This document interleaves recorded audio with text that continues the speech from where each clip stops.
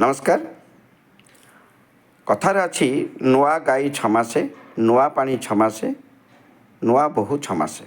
तार अर्थ है नुआ गाईटे आनिले 6 मास पर्यंत से नात मार तापर ठीक ठाक हो नुआ पानी 6 मास माने नुआ जगह गाई गले गाधेले 6 मास पर्यंत टे पानीटा धरब तापर ठीक ठाक हो नुआ बहु सेमती बाहला 6 मास पर्यंत टे निज जो परिवार को छाड़ी आसी बापघर टे चिंता कर कथा टे मन पड़ो तापर से ठीक ठाक हो लोक कथा अच्छी आम से जानूँ प्रमाणित भी किंतु एबे गोटे नुआ अध्याय सृष्टि है कौन जानते मनकर सब क्षेत्र में अनेक क्षेत्र में है झीटे बाहला पुओ को झी शाशुघर को आसला 2-3 मास रहणी भितर बापघर कौन कौन कही छाड़ झी बापघर को पलैला सेठी मिछ सत की जोड़ी जाड़ी निर्यातना हो कि जहाँ हो कि कहला तापर पुअर बापा माँ डिवोर्स फाइल कले झीपाईका डिवोर्स फाइल कले आलुमनी डिमांड कले जो घर को चाहिए जिते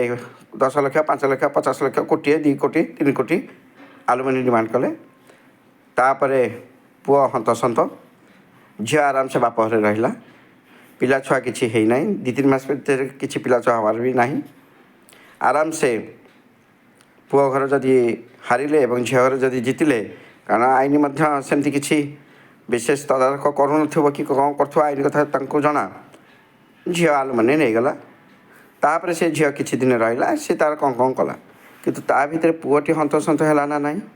पुअर ये दोष कौन रहा पुओ तो निर्यातना देनी पुअर बापा माँ तो निर्यातना दे ना पुअर बापा माँ तो बोहू को बोहू परिका देखी ए क्षेत्र में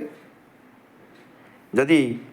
पुओ को झील डिवोर्स पत्र पठाए आलुमनी डिमांड करे एवं किसी संपत्ति किसी अंश फाड़ी नवाक अधिकार सब्यस्त करे ताहले परिस्थिति कौन हम आपण मैंने किसी चिंता करुँच तो झीर बापा माँ झीटी जो दौरान बाहर कर निहाती भाव कह कथा तू से जीवु शाशुश्वर कथा बुझू तो स्वामी कथा बुझू ननद कथा बुझू तो कौन कंप्लेन आसबनी तू आमर मान सम्मान रखिबू एमती कहीकि छाड़ा कथा ना प्री प्लान रे आम बड़ घर झील को पुओ को बाहा करदेबू 2-3 मास पर तोते नहीं आसबू संपत्ति फाड़िकी किसी नहीं आसबू ये कौन बेपार चली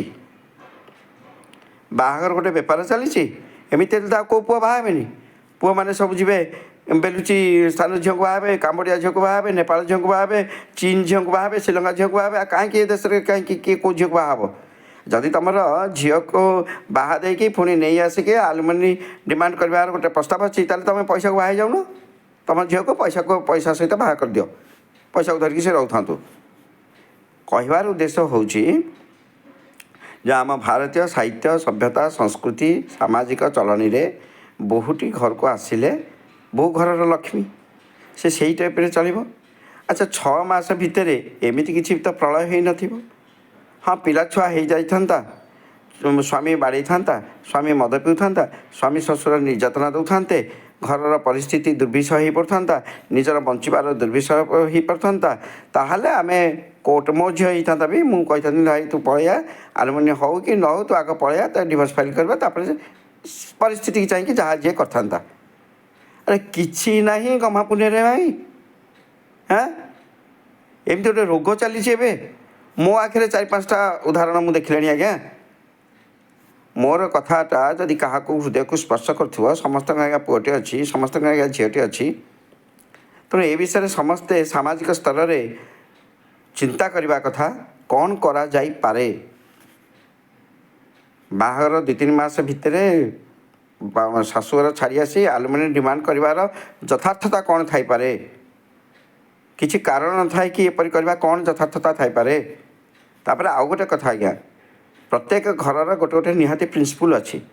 झीटी आसिले से प्रिंसिपल सहित जड़ित रहीकि मानिकी चलबार निहाती आवश्यकता अच्छी ता माने नुहे जे हाफ पैंट पिंधि बुलवा गंजी पिंधि बुलवा काच सिंदूर न पिंधा मॉडर्न मान अल्ट्रा मॉडर्न होगी चलवा सेटा तो नुह आज्ञा सेमती किसी झील अच्छा कहते आम एमती चलू जदि न चलू ताले आमको तुम घर सुट करनी आम घर को जीवु डिवोर्स फाइल करले तापर से चलला କିଛି କିଛି ଝିଅ ଆଜ୍ଞା ଅଛନ୍ତି କହୁଛନ୍ତି ଝିଅଟିଏ ଯଦି ରହିକି ମାନେ ବାହାହେଲା ପରେ ଶାଶୁଘରେ ରହିପାରେ ତାହେଲେ ଯାହାକୁ ବାହା ହେଇଛି ସିଏ କାହିଁକି ଆମ ଘରେ ଆସିକି ନ ରହିପାରିବ ବର୍ଷେ ଦେଢ଼ ବର୍ଷ କାହିଁକି ନ ପାରିବ ଏମିତି କ'ଣ ଠିକା ନେଇଛି କି ଝିଅ ଖାଲି ଶାଶୁଘର ଗଲେ ତାଙ୍କ ଘରେ ରହିବ। ଆରେ ଇଏ କି ଅଜବ ଯୁକ୍ତି। ଏମିତି ବି ଯୁକ୍ତି ଶୁଣିବାକୁ ମିଳୁଛି ଆଜ୍ଞା ଝିଅମାନଙ୍କର। କ'ଣ କରିବା କୁହନ୍ତୁ। ଏ ଯେ ପୁରୁଷ କମିଶନ ଗଠନ କରିବାକୁ ଯେଉଁମାନେ କରୁଛନ୍ତି ଆକ୍ଚୁଆଲି ସେ କମିଶନ ଆଉ ଗୋଟେ ବସିବା କଥା, କାରଣ ପୁରୁଷମାନଙ୍କ ଉପରେ ବହୁତ ନିର୍ଯାତନା ହେଲାଣି। ମୋର ଗୋଟେ ଆଜ୍ଞା ପୁଅ ଅଛି, ମୁଁ ବି କେଉଁ ଝିଅ ଟିକେ ବୋହୂ କରିକି ଆଣିବି, ମୁଁ ବି ଏବେଠୁ ଚିନ୍ତାରେ କଲିଣି। ଯାହା ପାଖେ ବି ପୁଅମାନେ ଅଛନ୍ତି ସେମାନେ ବି ଚିନ୍ତା କଲେଣି। ଆଜ୍ଞା ଆଗେ ବୋହୂଟା ଡରୁଥିଲା ମୋ ଶାଶୁଘର କେମିତି ପଡ଼ିବ, ସେ କାନ୍ଦୁଥିଲା ସେ ଯୋଗୁଁ ମୁଁ ଯିବି ମୋ ସ୍ୱାମୀ କେମିତି ପଡ଼ିବ, ଶାଶୁ କେମିତି ପଡ଼ିବ, ଶ୍ୱଶୁର କେମିତି ପଡ଼ିବ। ଏବେ ଶାଶୁମାନେ ଡରିଲେଣି, ଶ୍ୱଶୁରମାନେ ଡରିଲେଣି ଯେ ମୋର ବୋହୂଟା କେମିତି ପଡ଼ିବ, ସେ କେମିତି ଚଳିବ, ଆମକୁ ନିର୍ଯାତନା ଦେବନି ତ। ତେଣୁ କହିବାର ଉଦ୍ଦେଶ୍ୟ ହେଉଛି ଆଇନରେ ବହୁତ ସଂଶୋଧନ ଆସିବାର ଅଛି। ସାମାଜିକ ସଂସ୍କାର ପାଇଁ ଆଇନରେ ଦୃଢ଼ ସଂସ୍କାର ହେବାର ଅଛି। ପୁଅମାନଙ୍କର କ'ଣ ଇଜ୍ଜତ ନାହିଁ କି? ପୁଅମାନଙ୍କର ଇଜ୍ଜତ ଅଛି ନା ନାହିଁ? ଯଦି ପୁଅମାନଙ୍କର ଇଜ୍ଜତ ଅଛି ତାଙ୍କର ବଞ୍ଚିବାର ଅଧିକାର ଅଛି, ତାହେଲେ ସେଇ ଟାଇପ୍ର ଆଇନ ତିଆରି ହେଉ ଏବଂ ସାମାଜିକ ସ୍ତରରେ ଶୃଙ୍ଖଳା ବଜାୟ ରହୁ। ଆଉ ବାହାଘରଟାକୁ